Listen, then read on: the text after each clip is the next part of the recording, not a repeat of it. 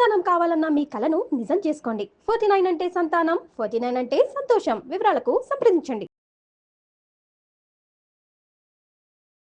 నమస్తే రమగారు. నమస్తే జయ. ఒక మంచి కథ చెప్దాం జయ. పూర్వకాలపు కథ. కాశీ కోసల రాజ్యాల మధ్య 32 తరాలుగా తగాదాలు ఉన్నాయట. ఎప్పుడు ఒకళ్ళనొకళ్ళు జయించాలని చూసేవాళ్ళు. కోసల రాజ్యానికి దీధితి అని రాజుగారు ఉన్నారు. దీధితికి కొంచెం చాలా ఆలస్యంగా భార్య గర్భం ధరించింది. చాలా కాలం ఆయన ఈ సంతానం కోసం ఆ ప్రయత్నాలు ఈ ప్రయత్నాలు చేసుకుంటూ పుత్రకామేష్టి లాంటి యాగాలు అవి చేస్తూ రాజ్య రక్షణ వ్యవస్థ మీద పెద్దగా దృష్టి పెట్టకపోతే కాశీరాజైన బ్రహ్మదత్తుడు కోసల రాజ్యం మీద పడ్డాడు. జయించేశాడు. కోసల గెలిచేస్తే దీధితి కట్టుబట్టలతోటి గర్భవతి అయిన భార్యతోటి పారిపోయాడు. కోసల రాజ్యం కాశీరాజుకు వశమైపోయింది. అయితే పారిపోయిన దీధితి ఊళ్ళు మారుతూ కోసల నుంచి కాశీ చేరాడు. కాశీలో ఒక కుమ్మరి వాళ్ళ ఇంట్లో ఆశ్రయం పొందాడు. కుమ్మరి ఇంట్లో ఉండిపోయి కుమ్మరి వాళ్ళు పని చేస్తారు కదా, కుమ్మరి పని నేర్చుకున్నాడు. భార్యతో సహా అక్కడే ఉండి ఆ భార్యను పోషించుకునేవాడు. అక్కడే ఉన్నాడు కాశీరాజ్యంలో. బాగా వెతికాడు బ్రహ్మదత్తుడు దీధితి కోసం. కానీ అతను ఎక్కడా దొరకల. తన రాజ్యంలో ఉన్నాడని ఎట్టా ఊహిస్తారు? అవును, ఊహించలా. అయితే ఏం జరిగింది, కొన్నాళ్ళకి దీధితి గారి భార్య కన్నది మగ పిల్లవాడు పుట్టాడు. చక్కటి పిల్లవాడు, మంచి సార్వభౌమ లక్షణాలు కనపడుతూ బాగుండేవాడు. పిల్లవాడికి దీర్ఘాయువు అని పేరు పెట్టారు.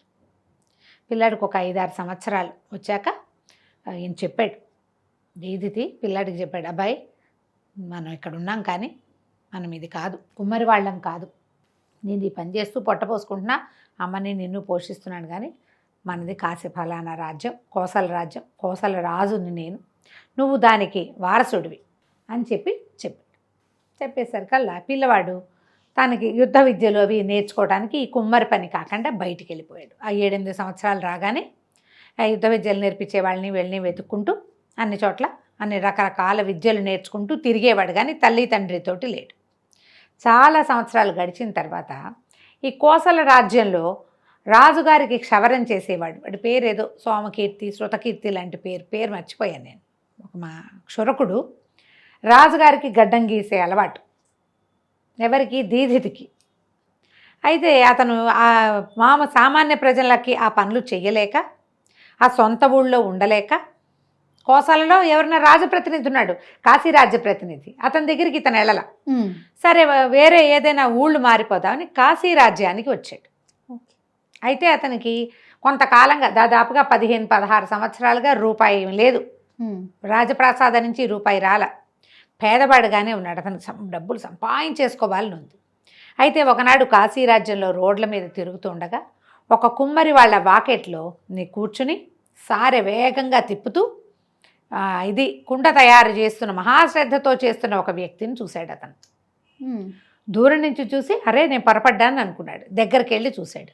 బాగా దగ్గర నుంచి పరిశీలిస్తే అతను గుర్తుపట్టాడు దీధితిని. ఎన్నేళ్ళో అంటే మీసం గడ్డం వచ్చిన దగ్గర నుంచి దీధితి మహారాజుకి గడ్డం చేసిన వాడు క్షురకుడు. వాళ్ళు గుర్తుపట్టరు. మరి గుర్తుపట్టి ఏం చేశాడంటే బ్రహ్మదత్తుడికి చెప్పేశాడు, మహారాజు ఇక్కడ ఉన్నాడు అని. పెద్ద బహుమతిని ఆశించి తన ప్రభువు, ఇప్పుడు ఈయన తన ప్రభువు కొన్నాళ్ళు వీళ్ళ ఉప్పు తిన్నారని ఆయన ఆశ్రయం పొందాడు అనుకో, ఆయన ఏం చేసినాడు, కొండ చేసేవాడు నీకో చెంపిస్తాడు. అంతకంటే ఏం రాదుగా. రాజుకు గనక చెప్తే శత్రుశేషం ఉంచకూడదు కాబట్టి దీధితిని సంహరించడానికి బ్రహ్మదత్తుడు ఖర్చు పెడతాడు. పెద్ద బహుమతిని తీసుకుని ఫలానా చోట కుమ్మరి వాళ్ళ ఇంట్లో దీధితి మహారాజు ఉన్నాడు, మహారాణి కూడా అక్కడే ఉంది అని చెప్పేశారు కల్లా సైన్యం వచ్చి పట్టేసింది రాజుని, భార్యని కూడా. అయితే ఇప్పుడు కొన్ని సంవత్సరాలు గడిచింది కదా, 16 సంవత్సరాలు ఈ కథ మొదలయ్యి. ఈ కుర్రాడు ఎక్కడో రకరకాల విద్యలు నేర్చుకుని వేసంగి సెలవుల విరామంలో అనధ్యయనం ఉంటుంది, చదువుకునేందుకు ఏమి ఉండదు. ఎండాకాలం కొన్ని విద్యలు నేర్పరు. అమ్మా నాన్నని చూసి వెళ్దామని వచ్చాడు కాశీరాజ్యానికి. ఈ చూసేసరికల్లా అదే సమయంలో ఈ దీధితి మహారాజుని భార్యని బ్రహ్మదత్తుడు బంధించటము, వాళ్ళని వధ్యస్థానానికి తీసుకుపోవటము చూశాడు. పరిగెత్తుకుంటూ వచ్చాడు. ఇప్పుడు పిల్లాడు కనుక కనపడితే వీళ్ళ అబ్బాయిని తెలిసి చంపేస్తారు. ఆ పిల్లాడు ఈ కాశీ రాజ్యంలో ఈ కుండలు చేసే ఆయన కొడుకు ఎవరికి పెద్దగా గుర్తులేడు. వాడు 7-8 ఏళ్ల నుంచి బయటే ఉన్నాడు. ఏడాదికోసారి 2 మూటలు వెళ్ళిపోతాడు. వాడిని ఎవరు గుర్తుపడతారు? అవును. పిల్లాడు ఉన్నాడని తెలుసు అందరికీ. కానీ చటుక్కును ఊరంతా గుర్తుపట్టే పరిస్థితి లేదు. మన ఊళ్ళో ఉండి మన ఊళ్ళోనే తిరుగుతుంటే ఫలానా వాళ్ళ అబ్బాయి అని చెప్పుకుంటారు. ఎప్పుడైనా వస్తే ఎవరబ్బాయి నువ్వు, ఓహో వాళ్ళ అబ్బాయివే అంటారు. అదే కదా లోకంలో జరిగేది. అక్కడి నుంచి ఏమైంది, వజ్రస్థానానికి తీసుకెళ్ళిపోతుంటే పిల్లాడు చేతిలో ఉన్న కత్తిని నలుపుతూ పళ్ళు పటపట్లాడించేస్తున్నాడు. అప్పుడు తండ్రి మరణాసన్నుడుగా ఉండి పిల్లాడికి ఏం చెప్పాడంటే, నాన్న ద్వేషం పెరుగుతుంది, ద్వేషం పెరగటం వల్ల ఎవరికీ ప్రయోజనం లేదు. ఇవాల్టి నా మరణానికి కారణం కేవలం ద్వేషమే, అకారణమైనది. దాన్ని కత్తిరిస్తే మైత్రి అయితే లతలాగా పాకుతుంది, దానివల్ల మరణాలు ఉండవు, ద్వేషాన్ని పెంచుకోవద్దు అని చెప్పి మరణించాడు. ఈ బ్రహ్మదత్తుడికి 5-6 చెప్పారు, వీళ్ళకు ఒక 16 సంవత్సరాల మగపిల్లవాడు ఉన్నాడు అని. చాలా వెతికారు, ఎక్కడా ఆ పిల్లాడి జాడ కూడా లేదు. ఈ దీర్ఘాయువు అక్కడి నుంచి వెళ్ళిపోయాడు. కొంతకాలం పాటు అసలు కనపడలేదు, ఎవరికీ తెలియదు. ఈ వీళ్ళ శవాలను కూడా ఏ కుమ్మరి వాళ్ళ ఇంట్లో ఉన్నాడో వాళ్ళే మేము దహనం చేస్తామని తీసేసుకున్నారు. పిల్లవాడు దుఃఖంతో వెళ్ళిపోయాడు. కొద్ది రోజుల తర్వాత బ్రహ్మదత్తుడు ఇంకా రిలాక్స్ అయిపోయాడు. దీది బతికి లేడు, కొడుకున్నా వాడు ఏం చేస్తాడు, కుమ్మరిట్లో పెరిగిన పిల్లాడు రిలాక్స్డ్గా ఉన్నాడు. పిల్ల వెతికారు కానీ దొరకలేదు. ఇంకా ప్రాణభయంతో వాడు పారిపోయి ఉంటాడని ఏవో చెప్పుకున్నారు. కొన్ని రోజులకి ఈయనకి గజశాలలో ఆ ఏనుగులను చూడడానికి వెళ్తే అక్కడ ఒక వేణుగానం వినపడుతోంది. ఎంతో బాగుంది, ఎవరు వాయిస్తున్న వాళ్ళు శాలలో ఎట్లా వాయిస్తారు, వీళ్ళు ఎవరు ఏమిటని కనుక్కున్నాడు. కనుక్కుంటే గజశాల నిర్వాహకుడు ఏమన్నాడంటే, ఒక కుర్రాడు వచ్చాడండి, గజాలు ఏనుగుల్ని కంట్రోల్ చేసే విద్య నేర్చుకోవడం కోసం వచ్చాడు, ఆ అబ్బాయే వాయిస్తాడు, ఏనుగులు చాలా సంతోషంగా వింటాయండి అంటే తీసుకురాండి నా దగ్గరికి అన్నాడు. ఒక 16-17 సంవత్సరాల కుర్రాడు. ఆ కుర్రాడిని ఈయన ఎంతసేపు తనతో పాటు ఉంచుకుని వాడు వాయిస్తుంటే ఆయన సంతోషంగా వింటూ ఉండేవాడు. వీళ్ళిద్దరూ ఒకళ్ళకొకళ్ళు అలవాటయ్యారు. వాడెవరో కాదు, దీర్ఘాయువే. ఇక రాజుతో పాటు ఉండటం మొదలుపెట్టాడు. రాజు క్రమంగా ఏమైంది, ఆ వెనకాల ఉండటం ఎవరైనా అలవాటైతే ఆ మనిషి లేకపోతే తోచదు. అవును. చాలా సంతోషంగా వెనకాల తిప్పుకుంటూ ఉండేవాడు. కొన్ని రోజులకి ఎట్లా అలవాటైందంటే, రాజు ఎక్కడుంటే దీర్ఘాయువు అక్కడ ఉంటాడు.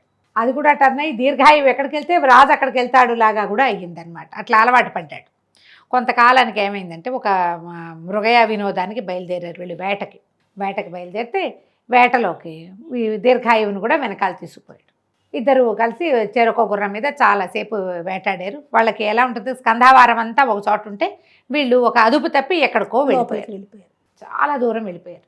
వెళ్ళిపోయిన తర్వాత ఈ బ్రహ్మదత్తుడు అన్నాడు, భలే అలసటగా ఉంది, నేను కాసేపు పడుకుంటాను, ఏవైనా మంచినీళ్ళు అవి దొరికితే మెల్లిగా తాగుదాము, నువ్వు కాస్త కాళ్ళు చాపుకుని కూర్చో, నీ తొడ మీద తలబెట్టుకుని పడుకుంటాను నేను అని చెప్పి ఏం చేశాడు, దీర్ఘాయువు చెట్టు కింద కూర్చుంటే అతను ఒళ్ళో తలబెట్టుకుని బ్రహ్మదత్తుడు నిద్రపోయాడు.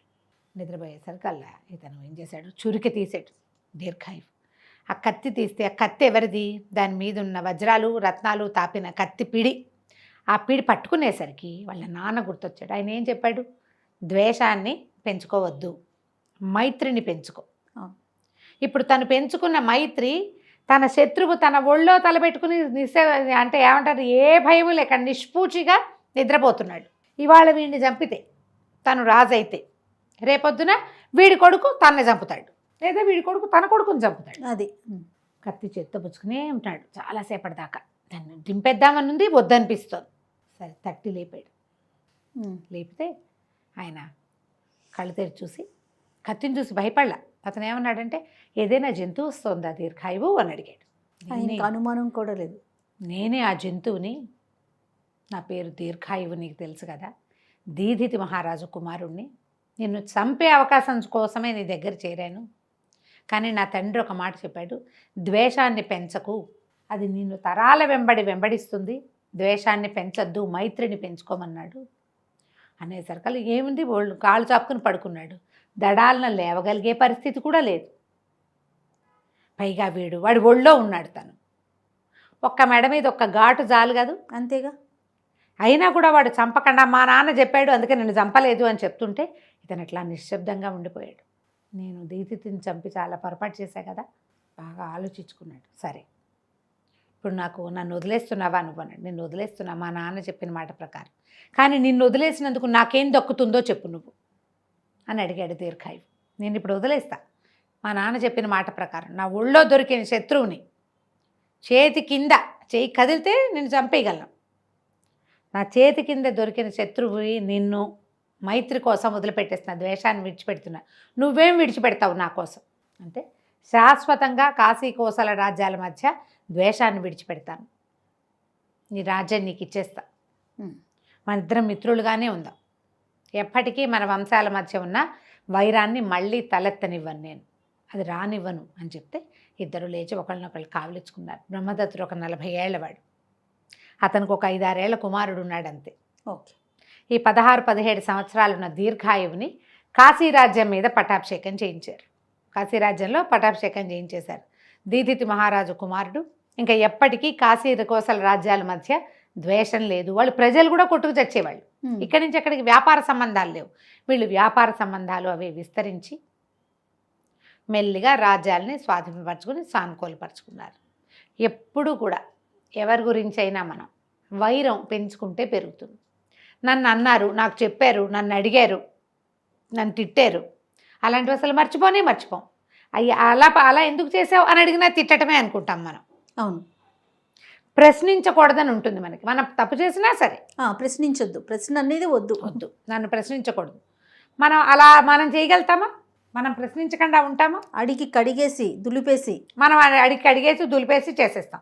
కానీ ఎవడు మన అడగకూడదు, మన ఏం అనకూడదు, మనకి చెప్పకూడదు, మనని సరి చేయకూడదు. ఈ గుణాలు మార్చుకోవాలి మనుషులు అన్నవాళ్ళు. మన సినిమాలు చూస్తుంటామా, విలన్లు అందరినీ చంపేస్తూ ఉంటారు. ఏమిటో ఏదో టపటప పిట్టల్ని కాల్చినట్టు కాల్చేస్తారు. వాళ్ళ తమ్ముడికో దెబ్బ తగలంగానే నా తమ్ముడో అని ఏడవడం మొదలెడతారు. నీకు ఒకటికేనా తమ్ముడు? అదే కదా. వాళ్ళు మిగిలిన వాళ్ళంతా ముక్కులోంచి పుట్టారా? కాదు కదా. ఇలాంటి ధోరణే ఉంటుంది మనుషులకి. ఈ ద్వేషభావాల్ని పక్కకు పెట్టుకోవాలి. పురాతనమైన గాథ ఎంత బాగా చెప్పారో, అద్భుతంగా ఉంది. 32 తరాల ద్వేషభావాన్ని ఒక్క వాక్యంతో పోగొట్టుకున్నారు వాళ్ళు. ఎస్. కథ కంచికి మనం ఇంటికి. నమస్తే అండి. నమస్తే జీ.